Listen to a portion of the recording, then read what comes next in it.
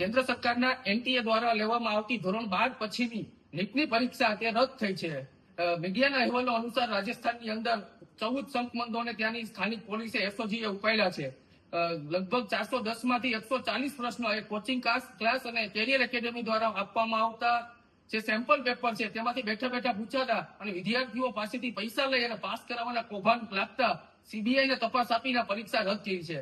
દિવસ રાત તનતોડ મહેનત કરી અને જે નીટની પરીક્ષા ભવિષ્યના ડોક્ટર બનવાના સપના જોતા વિદ્યાર્થીઓની મહેનત પર પાણી ફેરી વળ્યું છે.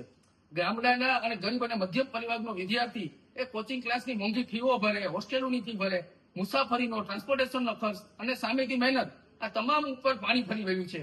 વિદ્યાર્થીઓ તનતોડ મહેનત કર્યા પછી જો કેન્દ્ર સરકાર એ માત્ર પારદર્શકતાથી પરીક્ષા ન લઈ શકતી હોય તો એ શિક્ષણ જગત માટે શરમજનક છે. વડાપ્રધાન મોદી તો બહુ મોટી મોટી પરીક્ષા પે ચર્ચાઓની મોટા ચર્ચાઓ કરી રહ્યા છે, પરંતુ ખરેખર વાસ્તવિકતા કંઈક અલગ છે. વિદ્યાર્થીઓની મહેનત ઉપર પાણી ફેરવનારા અસામાજિક તત્વો જે લોકો હોય તેમની તાત્કાલિક ધરપકડ કરવામાં આવે. સુપ્રીમ કોર્ટના નિવૃત્ત જજ દ્વારા તપાસ કમિટીનું ગઠન કરી અને ભવિષ્યમાં આવી કોઈ ઘટનાઓ ન થાય તેની વિદ્યાર્થીઓને આશ્વસ્ત કરવામાં આવે, કારણ કે આજે દેશના અને રાજ્યના તમામ વિદ્યાર્થીઓ અને વાલીઓમાં રોષની લાગણી જોવા મળી રહી છે.